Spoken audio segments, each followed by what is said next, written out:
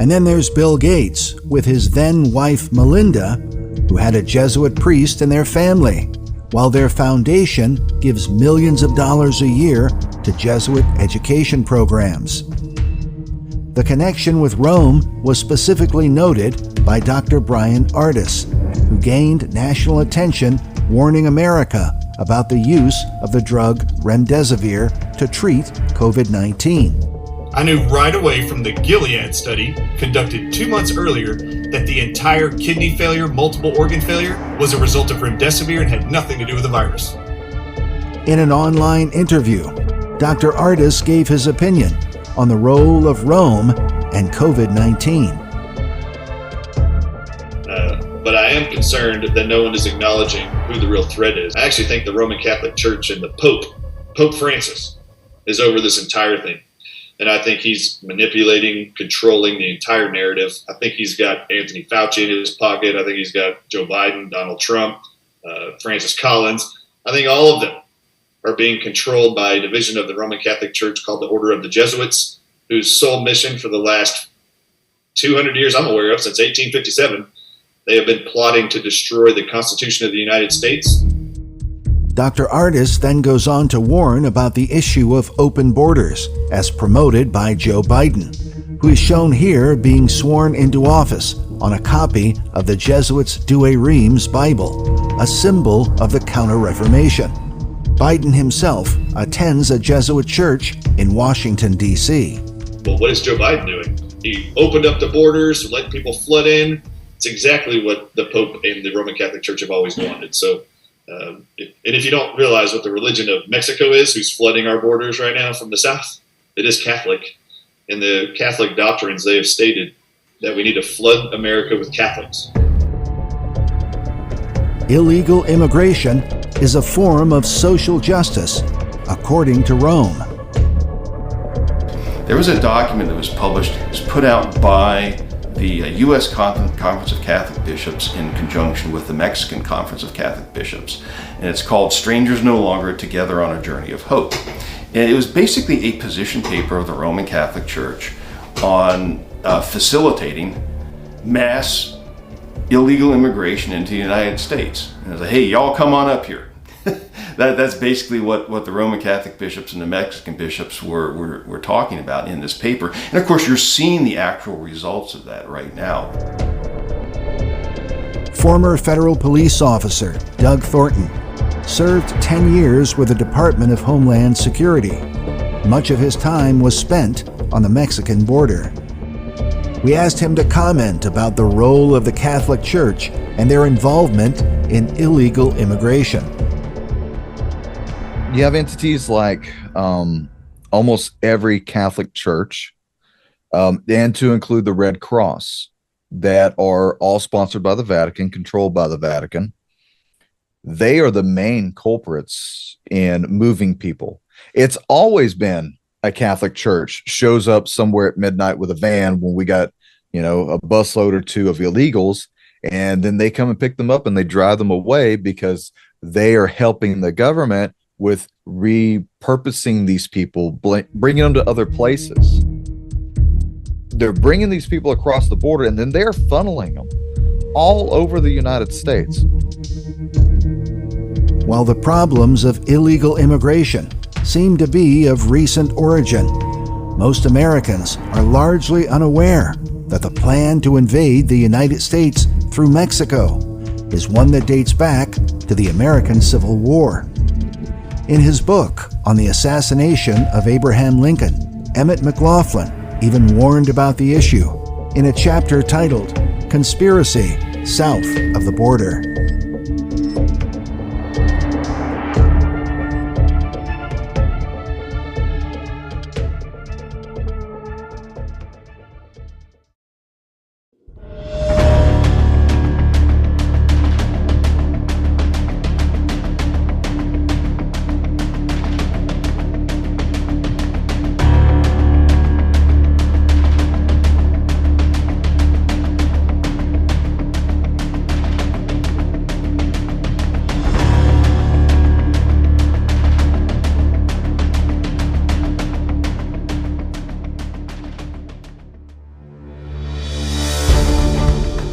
One of the most controversial chapters in all of American history involves the time of the Civil War, the climax of which was the assassination of Abraham Lincoln.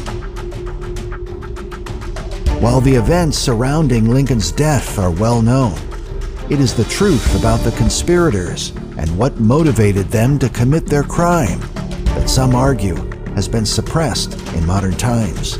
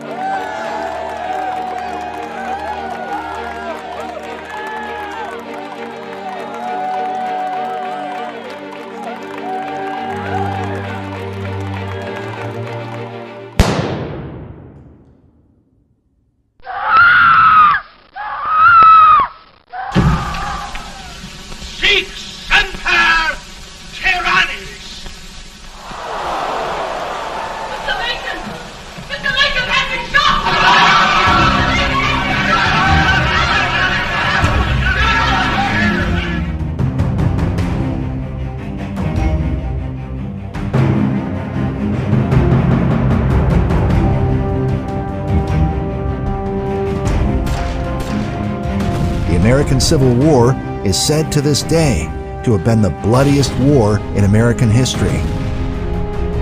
Historians have written about the terrible havoc of death, with the shrieks of the wounded and dying, how the soldiers fell in battle as grain falls before a reaper. Men on both sides were subjected to murderous fire, so much so it appeared to some that only mutual extermination would put a stop to the awful carnage. Such are the descriptions of historians, both past and present. Most historians estimate that over 600,000 men perished during the struggle.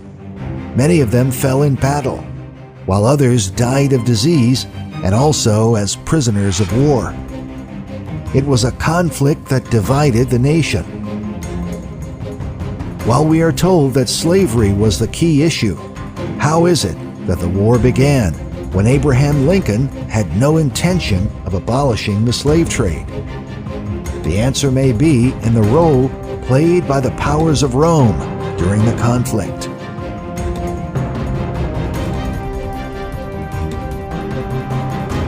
One of the leading figures of the time was a Catholic priest and personal friend of Abraham Lincoln, a man named Charles Chineke. According to Chineke, the plot to kill Lincoln was instigated by the Jesuit order. The man who kills Abraham Lincoln will be an immortal. You start scratching anybody who is connected to the assassination of Lincoln, you're going to find Jesuits. You're going to find people who were Jesuits, people who were related to Jesuits, people who are connected to Jesuits, people under the authority of Jesuits. It's a Jesuit plot.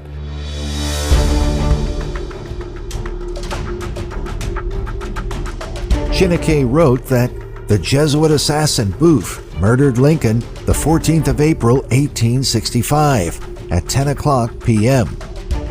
He went on to say that Booth was nothing but the tool of the Jesuits. It was Rome who directed his arm after corrupting his heart and damning his soul. He said that horrible crime was the work of popery. And after 20 years of constant and most difficult researches, I come fearlessly today before the American people to say and prove that the President Abraham Lincoln was assassinated by the priests and the Jesuits of Rome. The testimony of Chineke was recorded in his book, 50 Years in the Church of Rome, where he detailed his life as a Catholic priest and how he also became the friend of Abraham Lincoln. In this book, we learn a lot about the Jesuits and a little more about Lincoln himself and about the assassination of Lincoln. Because of Chineke, we have an insight into a lot of background concerning even Lincoln in the days and what the Jesuits were doing in the days of Abraham Lincoln. Charles Chineke was originally from Canada, where he was ordained a Catholic priest in 1833. During his time in Quebec, he was dedicated to opposing alcohol abuse and became known as the Apostle of Temperance. He would later immigrate to the United States, where he would become the founder of St. Anne, Illinois. The memory of his influence is still preserved in St. Anne to this day. In modern times, his writings, which have inspired much debate, have been defended by a fellow Canadian. Well, I read Charles Chineke's autobiography, 50 Years in the Church of Rome, way back in 1986. And I was so startled, so intrigued by his stunning allegation of the involvement of a powerful religious organization in the murder of Abraham Lincoln. And I remember looking at this book and thinking, wow, what a thing to say. And wondered who this man, Charles Chineke, was. And so I started to do research. Canadian author Paul Sarup would spend more than 20 years investigating the story of Charles Chineke, and especially his claims concerning Lincoln and the American Civil War. His research was published in the book, Who Killed Abraham Lincoln?, where he reveals much about the historic character of Chineke himself. He was an accomplished, celebrated clergyman, born in 1809, the same year as Abraham Lincoln. He gained worldwide fame and influence during his lifetime. When he died, his obituary, for instance, was on the front page of the New York Times, and it was reported around the English-speaking world. He was born in Quebec, a Roman Catholic, but he was raised as such, but uniquely in that he also learned and came to know God's Word, as his father had a French Bible. He then went on to become a Roman Catholic priest, and thanks to his remarkable eloquence, he'd persuaded about half of Quebec to give up drinking. And most Quebec families had a portrait of him in their household. In his book, Chineke says he first met Lincoln in the year 1856, when he was being falsely accused by a fellow Catholic named Peter Spink. According to Chineke's account, the controversy was stirred up by a powerful bishop named Anthony O'Regan of Chicago. Supposedly, he was angry at Chineke, who had challenged his authority and sought revenge through Peter Spink. The controversy ultimately landed in a court in Urbana, Illinois, where Chineke was defended by Abraham Lincoln, who was a respected lawyer at the time. There in Urbana, Lincoln defended Chineke in 2 court actions brought by a prominent Catholic resident of the area named Peter Spink. So he defended him in 2 court actions. One of them was the most high-profile libel case in Lincoln's career. And incidentally, as I state in my book, at this point of time, the celebrated Apostle of Temperance fame in 1856, however, was such that the slander suit in which Abraham Lincoln defended him attracted large crowds of people who attended because Chineke was involved, not Lincoln. So interestingly, it was actually Chineke who was better known than Lincoln, though certainly at this time, Lincoln was a distinguished and accomplished lawyer. In the fall of 1856, with Lincoln's help, the case was won, and Chineke said that ultimately the Bishop of Chicago was behind it, and with the bishops of the world really supporting him. According to Chineke's written account, Lincoln recognized that the Canadian priest had been wrongly persecuted by the hierarchy of the Catholic Church. But the victory against Rome compelled Chineke to give Abraham Lincoln a warning. Well, at the conclusion of the trial in Urbana in 1856. Chineke said he was crying, and Lincoln said to him, well, why are you crying? I mean, you should be very happy. But Chineke said that he had seen some 10 or 12 Jesuits in the courthouse. Chineke said that he could see Lincoln's sentence of death in their eyes. He says Lincoln became more solemn and said, I know the Jesuits never forget nor forsake, but man must not care how and where he dies, provided he dies at the post of honor and duty. When I read the words that Chineke wrote about Abraham Lincoln's words, they match what I understand of his speech so well, it's hard not to see. And we said, what reason would he have to lie about it? It cost him so greatly. Yeah. It cost him so greatly. It's a matter of historic record that he was the friend of Lincoln. Yeah, it's a matter of historical record. But people say his quotes are not real and stuff. Or the Jesuits probably say his quotes are not real. But the truth is, they represent Lincoln so well, and they represent history so well. And again, they cost him greatly to make those statements. So I found only reason to believe that what he said was pretty accurate. He also knew Lincoln while he was president in the White House. Yes, he did. Did he not warn Abraham Lincoln that he was going to be assassinated? Yes, and Lincoln's response is so famous, I have to say it.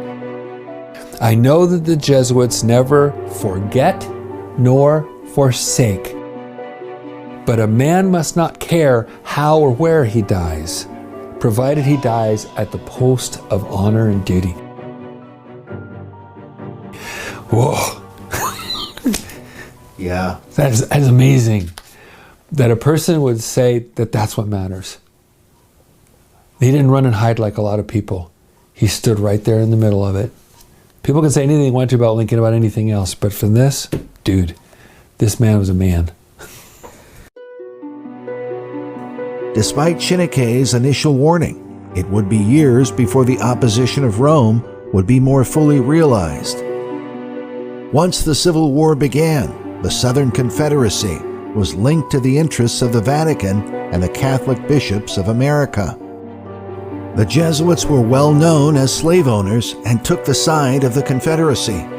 In fact, Chineke quoted Abraham Lincoln, who said that, "From the beginning of our Civil War, there has been not a secret, but a public alliance between the Pope of Rome and Jeff Davis. The Pope and his Jesuits have advised, supported, and directed Jeff Davis on the land from the first gunshot at Fort Sumter by the rabid Roman Catholic Beauregard." Indeed, General Pierre G.T. Beauregard was just one of many Catholic leaders involved on the Confederate side of the war.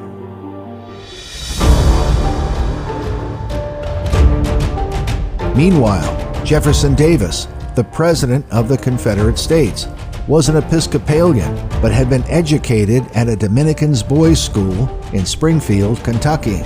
From an early age, he was sympathetic to Roman Catholics. One of his closest advisors was a Catholic priest named Father John Bannon, who would later become a Jesuit. He was enlisted by Davis to lead a diplomatic mission on behalf of the Confederacy to gain official recognition from the Pope.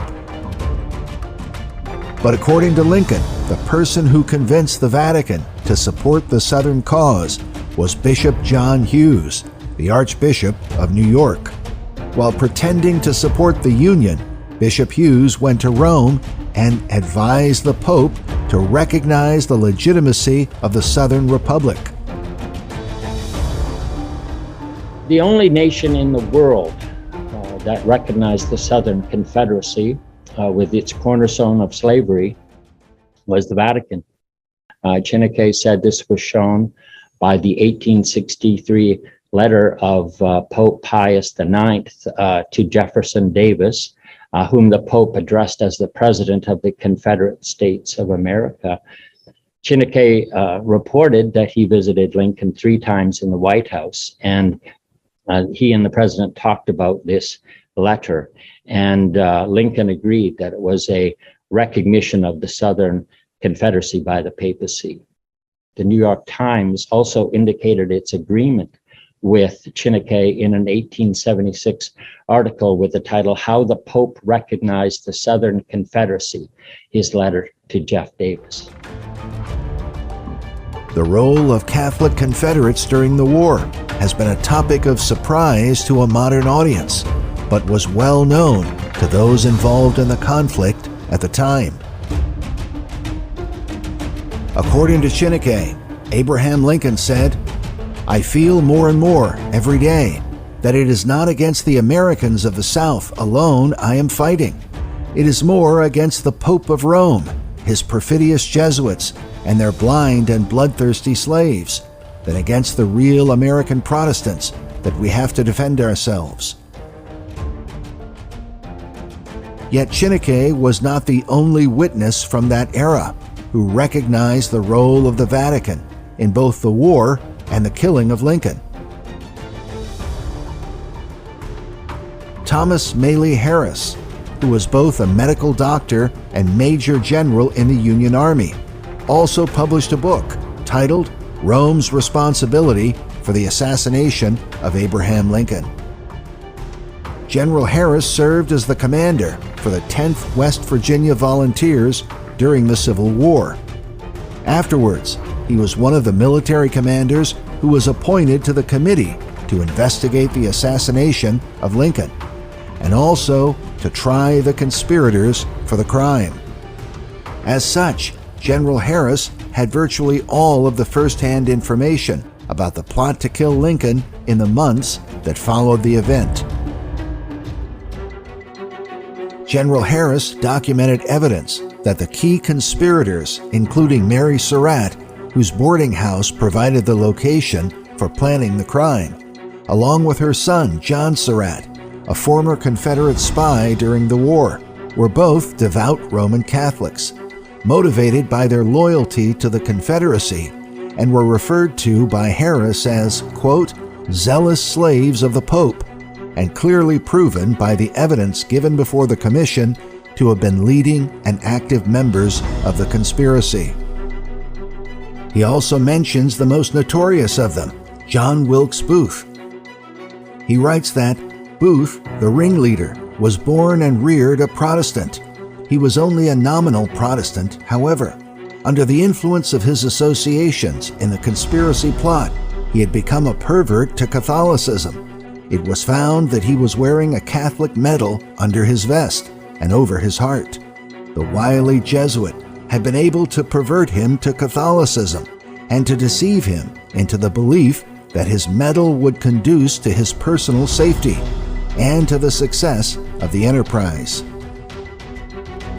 Charles Chineke argued that Booth had been thoroughly indoctrinated by Jesuit philosophy, which teaches that any leader who refused to obey the Pope was denounced as a tyrant and could be killed. This appears to be the reason why Booth shouted, "Sic semper tyrannis," thus always to tyrants, after he leaped to the stage in Ford's Theater.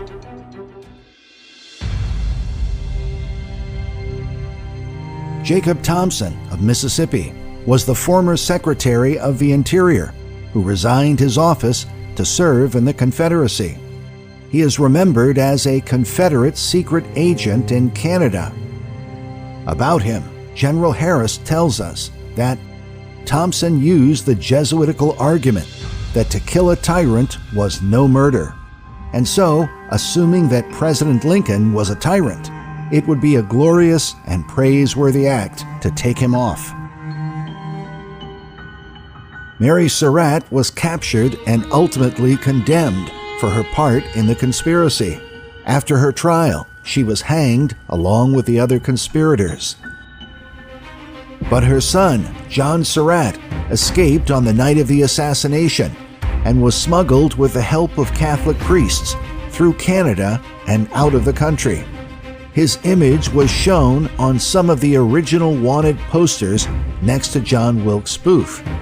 But Surratt was discovered sometime later, we are told at the door of Rome, enrolled under the banners of the Pope in the 9th Company of his Zouaves, under the false name of Watson. This historic image shows John Surratt dressed in the uniform of a papal Zouave, a member of the Pope's army dedicated to defending the Papal States.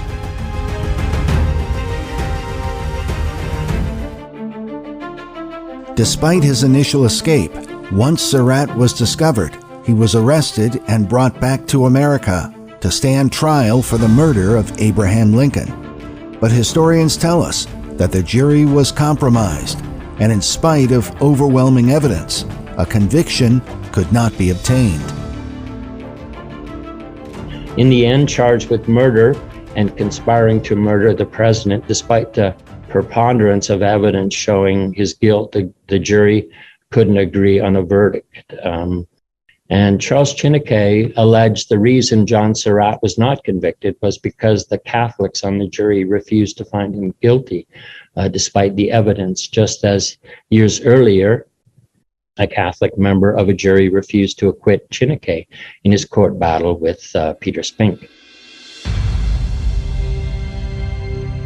Academic Kate Clifford Larson commented in her book, The Assassin's Accomplice, Mary Surratt and the Plot to Kill Abraham Lincoln, saying, much more evidence was introduced shedding light on the extensiveness of the conspiracy as well as new details about Mary's complicity in it.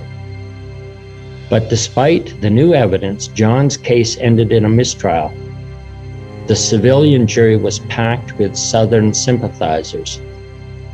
All charges were then dropped because the statute of limitations of 2 years on a charge of treason had passed, and in February 1868, John was set free.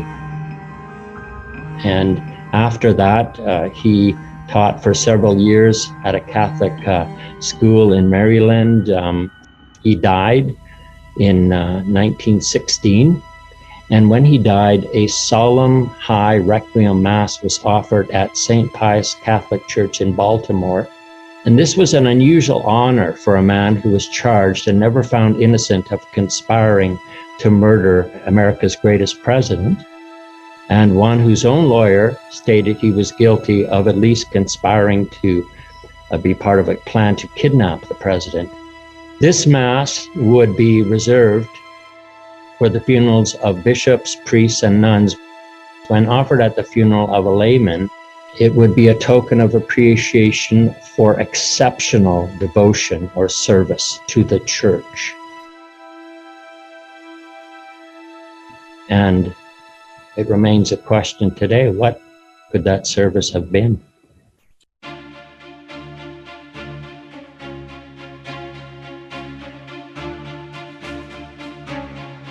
Yet according to General Thomas Maley Harris, the killing of Lincoln was only part of Rome's plan against America.